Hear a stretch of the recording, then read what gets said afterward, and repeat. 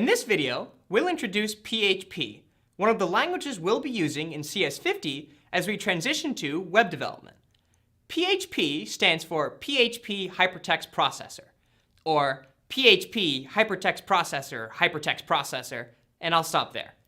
PHP is a recursive acronym, which I think is really awesome. So let's write hello world in PHP, which will be a bit different than the hello world in C that we've come to know and love. So instead of creating a file called hello.c, we'll create hello.php. All of our PHP code will be contained between $PHP and $greater than. If we have any PHP code that is located outside of these delimiters, it won't execute. We can have as many of these PHP blocks as we want inside a single PHP file. In PHP, there's no need for a main function. Instead, our PHP code will be run in the order it appears in our PHP file. Both C and PHP have a printf function for outputting data. But in PHP, we don't need to include any header files like standardio.h. That's because in PHP, we won't be compiling our code. When we wrote C code, our workflow tended to be opening up one or more .c or .h files, changing them, compiling them, and running the resulting binary. Check out the compilers video for more information about this process. Unlike C, PHP is an interpreted rather than compiled language. That means that the PHP code we write will be run through a special program called an interpreter, which will in turn execute our code. So, to run our PHP code, we'll send it along to the PHP interpreter, which will handle its execution rather than compiling it to machine code. So let's see the interpreter in action. We'll open up a terminal and run the php command, followed by the path to the PHP file we'd like to run. So we'll say php space hello.php. And there we go. There's the output of our PHP program. We didn't need to compile our PHP file at all. Instead, we had another program, the PHP interpreter, execute the source code that we wrote. PHP can do much more than simply printf, so let's write some more complex PHP programs. The syntax for constructs like if-else, while, for, and switch is the same in PHP and C. Just like C, each of these constructs uses braces to demarcate their body. And, just like in C, every line we write must end with a semicolon. However, variables are handled a bit differently in PHP. First, all variables in PHP must start with the $sign. Seems a little bit weird at first, but I'll get used to it. Second, PHP is a loosely typed language, which means you don't need to explicitly list the type of a variable when you create it. So where in C you'd need to say int x equals 5, or char y equals quote a quote. In PHP, we can simply say $x equals 5 and $y equals quote a. So the same applies to functions. Rather than saying int f parens curly brace the body of our function and another curly brace, in PHP we're going to say function f parens an open curly brace the body of our function and a closing curly brace. So we don't need to explicitly specify the return type of our function f. Functions in PHP also don't have to return the same type every time they are executed.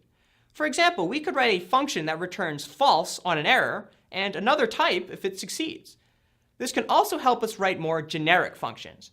For example, we can write a single add function that can return an integer if 2 integers are given, or a float if 2 floats are given.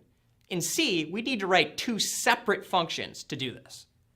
While in C, we use pointers for arrays and strings, we won't be able to use pointers in PHP. Instead, both arrays and strings are built-in types in PHP, so they're built right into the language. To create an array in PHP, we can say $a equals array 1, 2, 3. Or more simply, $A equals open bracket 1, 2, 3, close bracket. We can index into this array using the same syntax that we're used to from C. So to get the first element, we'll say $A, open bracket 0, close bracket. PHP also has built-in support for associative arrays. Associative arrays are just like the hash table data structure we've already seen. They map a key to a value. So let's take a look at an example. We can say $staff equals open bracket, quote, instructor, quote, equal sign greater than, quote, David, quote, comma, quote, TF, quote, equal sign greater than, quote, Tommy, quote, close bracket. So here I have an associative array with two keys, instructor and TF. The double arrow, or equals greater than, is used to separate a key and its corresponding value. So the value of $staff, open bracket, quote, TF, quote, close bracket, is the string Tommy. The values of an associative array, much like any other array, can be of any type. For example, we could say $staff equals, open bracket, quote, instructor, quote, equals greater than, quote, David, quote, comma, quote, TFs, quote, equal sign greater than, open bracket, quote, Tommy, quote, comma, quote, Rob, quote, and bracket, and bracket. So now the value of TFs is an array. So that means that the values inside one associative array can be of different types. PHP arrays also do not have a fixed length, so we can add or remove elements from an array. So let's say we have a simple array like $A equals open bracket 1, 2, 3, close bracket. To add a new element to this array, we can say $A, open bracket, close bracket, equals 4. Now, our array consists of 4 elements, 1, 2, 3, and 4.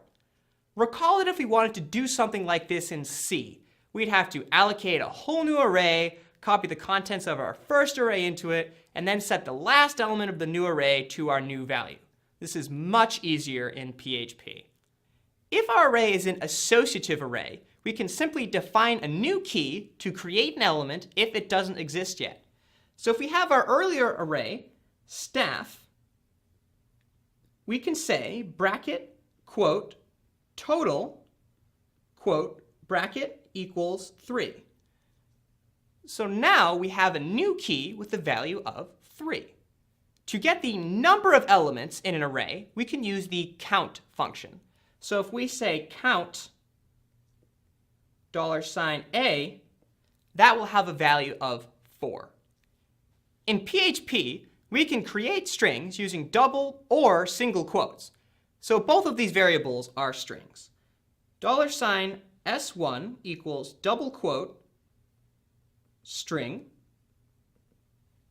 $S2 equals single quote another string. Single quote. So what's the difference between these two? Well, it's pretty common to want to include the value of a variable inside of a string. One way to do this would be to use PHP's dot operator, which concatenates strings. So we could do something like this. $n equals 5. $s equals n is, quote, dot $n. So here, our n variable is an integer.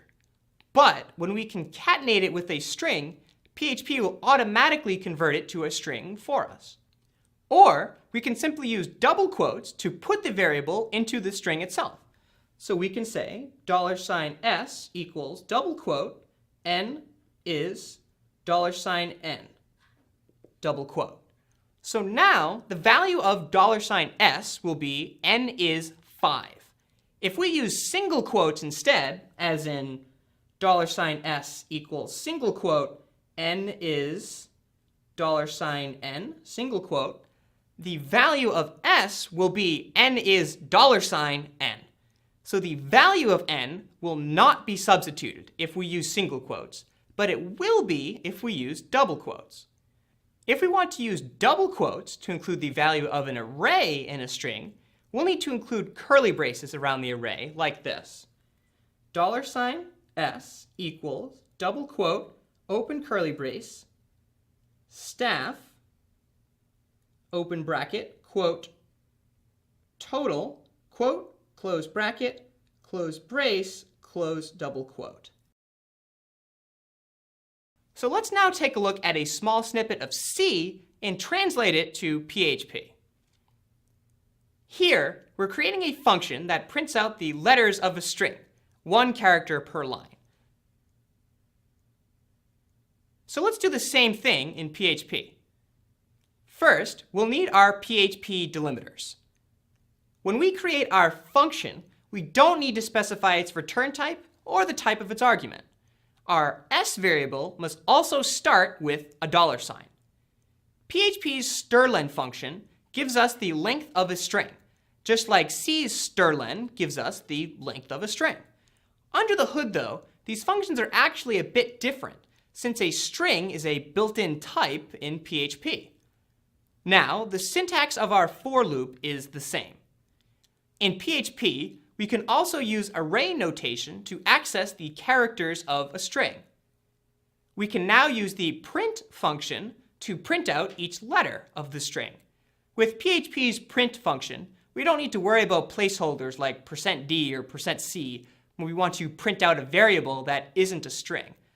Instead, we can simply pass a variable of any type to the print function, and it will be converted to a string and displayed.